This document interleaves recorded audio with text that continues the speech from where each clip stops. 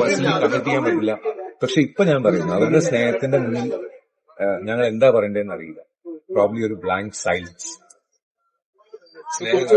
Responsibility കൂടിയത് തോന്നുന്നുണ്ടോ പണ്ടത്തെക്കാട്ടും? ഇല്ല, അത് social responsibility as A human അതെന്നും ഇതേ രീതിയിൽ തന്നെ തുടരും. തീർച്ചയായും ഞങ്ങൾ റെസ്പോൺസിബിൾ ആയിരിക്കും. ഞങ്ങൾ കണ്ടവരുടെ വീട്ടിൽ കയറി അവരുടെ കുടുംബത്തിന് ചീത്ത പറയാൻ പോവുക. ഞങ്ങൾ അത്രയും ആ ലെവലിലേക്ക് ഒരിക്കലും പോവില്ല.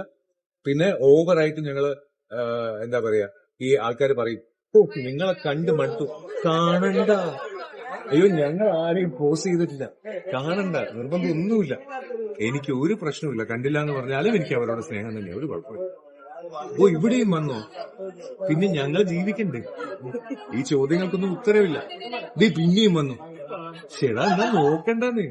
നമ്മള് വഴിയിൽ നമുക്ക് ഇഷ്ടമില്ലാത്ത ഒരാൾ പോവാണെന്നുണ്ടെങ്കിൽ മുഖം തിരിച്ചു പോകത്തല്ലേ ഉള്ളൂ. അവിടെ ചെന്നിട്ട് ഓ നീ പിന്നെയും വന്നു അല്ലേ, എനിക്ക് നിന്നെ കാണേണ്ടി വന്നു.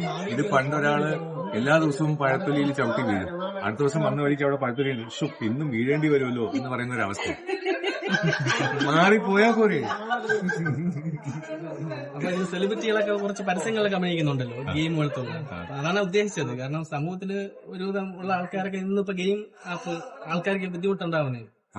അല്ല, ഗെയിം ആപ്പ് ഒന്നും ഞാൻ ഒരിക്കലും അല്ല, അതുപോലുള്ള ഗാംബ്ലിംഗ് ആപ്പുകളെ പ്രൊമോട്ട് ചെയ്യുന്നതും അതിപ്പോ കേസ് നടക്കുന്നുണ്ടല്ലോ. അത് ലീഗൽ പെൻഡൻസി ഉള്ളൊരു കേസാണ്. അത് ഇൻഫ്ലുവൻസേഴ്സ് ചെയ്തു എന്നൊക്കെ പറയും. നിയമം തെളിയിക്കും, അതിനുള്ള ആക്ഷൻ എടുക്കും.